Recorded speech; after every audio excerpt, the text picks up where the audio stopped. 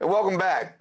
During the storm of Hurricane Ida, the National Weather Service issued its first ever flash flood warning for New York City.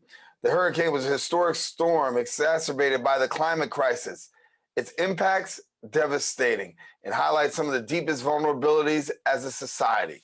The hurricane carried a stark warning about climate change as the planet gets hotter. Heavy rainstorms are dumping more water than ever before, threatening to devastate unprepared cities. Joining us now and sharing more details is the Democratic District Leader of the 82nd Assembly District Part B, John Doyle. And John, good to have you here with us. Thank you, Darren, for having me. Let's get a little bit from your district and talk to us about the effects of Ida. How are you dealing as of now? Sure. So, the district obviously spans a lot of coastal communities. So when we're talking about that, we're talking about City Island, we're talking about Locust Point, Edgewater Park, Silver Beach, Country Club, portions of Throgs Neck, even areas that you wouldn't think it was coastal communities like Pelham Bay. I was in Pelham Bay the night of Ida. And, there was flooding there as well. So the flash flooding really contributes to the fact that it's not always the coastal communities that are now dealing with this very kind of dangerous weather.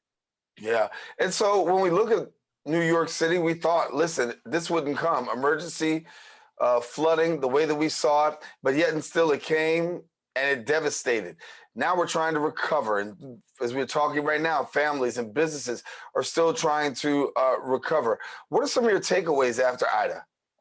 Well, we've got to use this as a warning, right? I mean, Henri came earlier in the year. We thought that would be bad. Thankfully, it wasn't.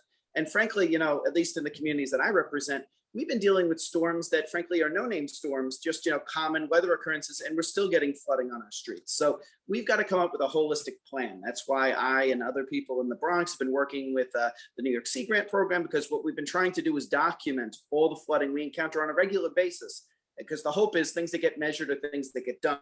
I read the other day that the sewer system in the city of New York, which was constructed over 100 years ago, was only meant to withstand a 5-year storm. So a flooding event that's only about 1.75 inches in an hour.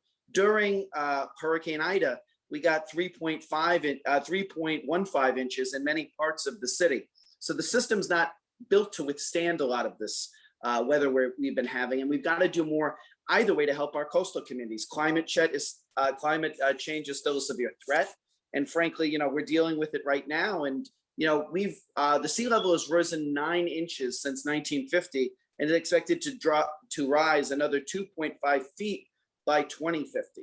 So we've got to really have all hands on deck, because this is an emerging crisis. Because if we don't act soon, we're going to lose our coastal communities. Where's your public perception? I mean, what is the public perception I see when we talk? I mean, Ida, of course, exacerbated things and put things on the radar, but give me the perception of people. I mean, 9 times out of 10, we're not talking about this. But now it becomes a more prevalent conversation. How much more is there public perception from your fellow electeds? Yeah, I mean, I was at a meeting last night with the mayor's office of climate change, and we had folks in that room. We don't do party checks when people come into the room, but people who I know have not always been folks that had climate on their mind, and now it is on their mind. So we have to use what is a tragedy and try to transform it into an opportunity for others. And the best way to do that is to pass holistic legislation, whether it's the Green New Deal, whether that's the Climate Community Investment Act at the state level, whether that's, revamping parts of our budget at the city level. There is so much left to do. And I think, as you were saying earlier, how do we get this kind of on people's radars? I think for a lot of young people, probably under the ages of 40, it already is on their radar, because they know they're going to be encountering a lot of these weather storms. But I think storms like Ida, storms like Henri have been very helpful in the sense that people are now willing to reimagine a world where these are more common occurrences, and what can we do to lower our carbon footprint, and what can we do to build more resilient infrastructure? Because whether you are on the coastline, it doesn't matter, whether you believe in climate change or not, it's coming for your home. So we've got to deal with it. Yeah, got to deal with it, and hopefully people will take it very seriously, knowing the impact that it's actually had.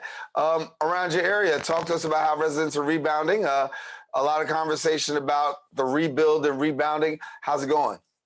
So far, so good. I mean, I think a lot of us were relieved in a sense that, we didn't see mass devastation on the scale of Hurricane Sandy. But I do have to say, I was out with Senator Biaggi a few days ago on the commercial strip here on City Island Avenue, and you'd be surprised how many of the store owners had mass flooding in their basement, how much stock supply they lost. I mean, we're talking thousands upon thousands of dollars per business, so millions on the strip overall.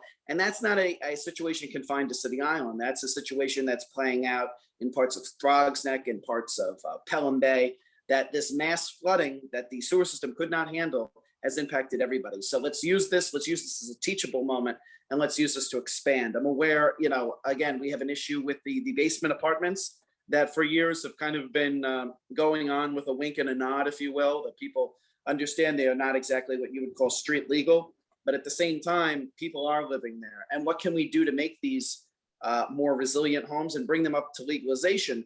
Because if we do nothing, we're gonna have storms like we've had where, people are literally dying in these apartments because they are unsafe. So we've got to do really so much more to address coastal flooding, but also the storm surge, which can happen anywhere, which is just massive rainfall. And we've got to use the opportunities we've been given. Every storm is a warning.